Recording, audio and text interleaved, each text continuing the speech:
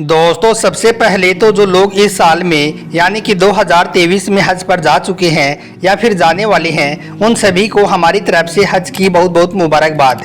और अल्लाह ताला से दुआ करते हैं कि अल्लाह पाक हम सबको भी हज का सफ़र नसीब फरमाए। आमीन अल्लाहुम्मा आमीन। कमेंट बॉक्स में एक बार आप भी आमीन ज़रूर लिखें। आज के इस वीडियो में हम आपको हज को लेकर कुछ ऐसी जानकारी देने वाले हैं जिसके बारे में हर मुसलमान को मालूम होना चाहिए, और साथ ही हम आपको 5 ऐसे काम भी बताने वाले हैं, 5 ऐसी गलतियों के बारे में भी बताने वाले हैं जिनको हज पर जाने वाले भूलकर भी ना करें, वरना उनका हज कबूल नहीं होगा।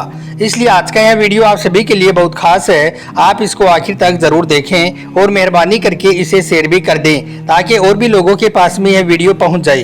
तो चलिए दोस्तों शुरू करते हैं। याद रखें, हज सन 2 हिजरी में फ़र्ज हुआ था। यह भी इस्लाम का एक बहुत ही खास रुकन है। इसके फ़र्ज होने का इनकार करने वाला काफिर है। हैसियत वालों पर ज़िंदगी में एक बार हज करना फ़र्ज है। दिखावे के लिए हज करना या हराम की कमाई से हज करना हराम है। हज फ़र्ज होने पर उसी साल हज पर जाना फ़र्ज है और देरी करना गुनाह है।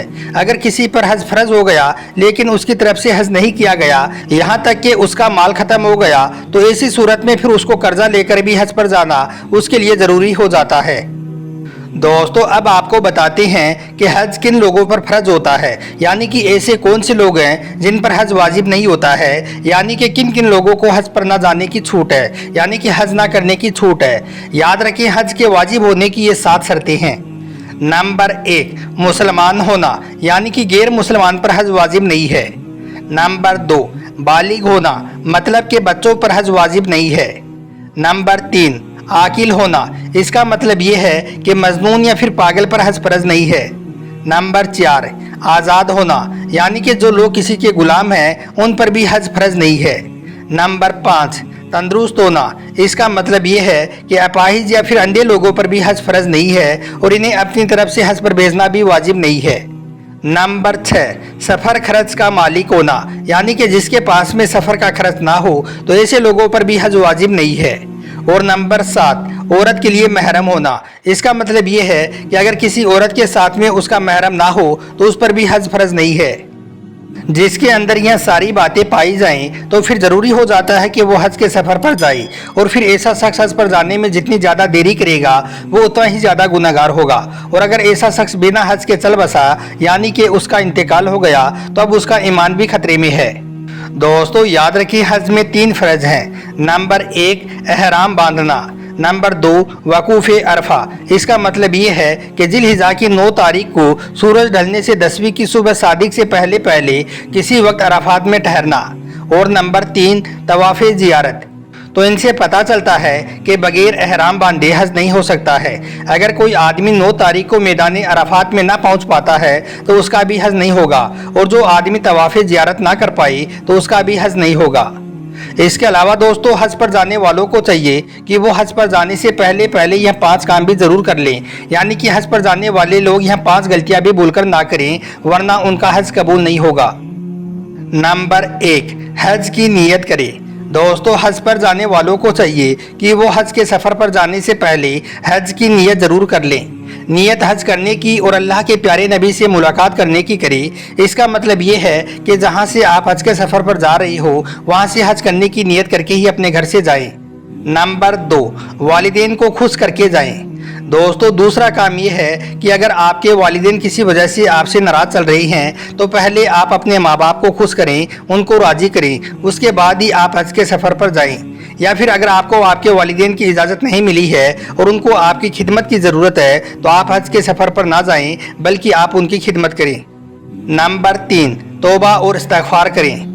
दोस्तों हज पर जाने से पहले आप अल्लाह से अपने गुनाहों की सच्चे दिल से तौबा भी ज़रूर करें। सच्ची तौबा का मतलब ये है कि अगर आपने किसी का माल हड़प किया है या फिर आप पर किसी का कर्जा है तो पहले आप उसे अदा करें, उसके बाद ही आप हज के सफ़र पर जाएं। नंबर 4, अल्लाह के हकूक़ अदा करें। दोस्तों अल्लाह के हकूक़ जो आपके ज़िम्मे हैं, जैसे कि नमाज, रोज़ा, ज़कात, आप पहले इनको अदा करें। अगर आपसे नमाजें ज़्यादा छूटी हुई हैं तो आप अपने दिल में सच्चे दिल से तौबा इस्तिग़फ़ार करें और अपने दिल में ये नियत करें कि मैं इन नमाज़ों को पूरी कर लूँगा।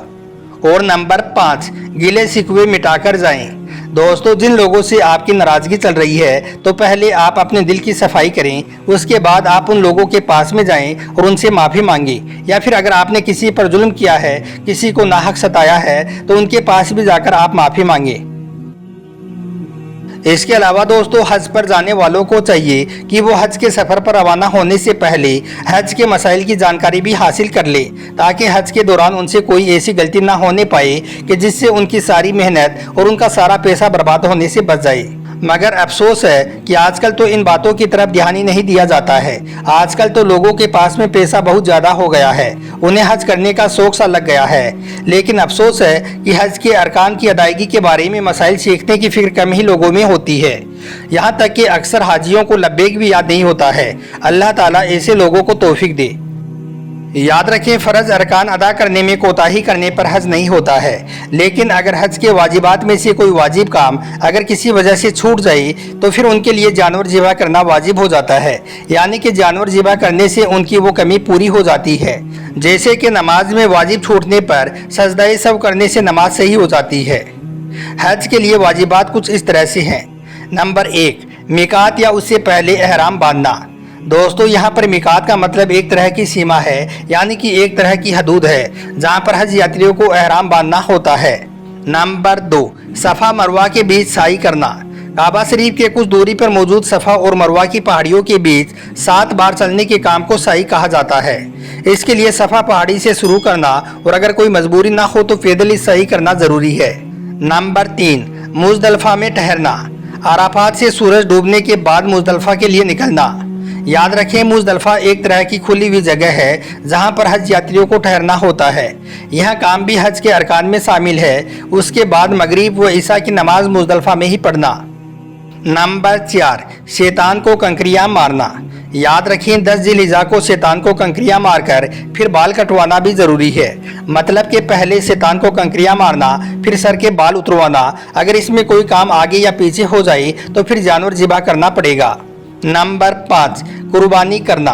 इसके बाद हुदे हरम में कुर्बानी करना भी हाजियों के लिए ज़रूरी है। इसके बाद हातिम के बाहर से तवाफ़ करना और बावजू तवाफ़ करना।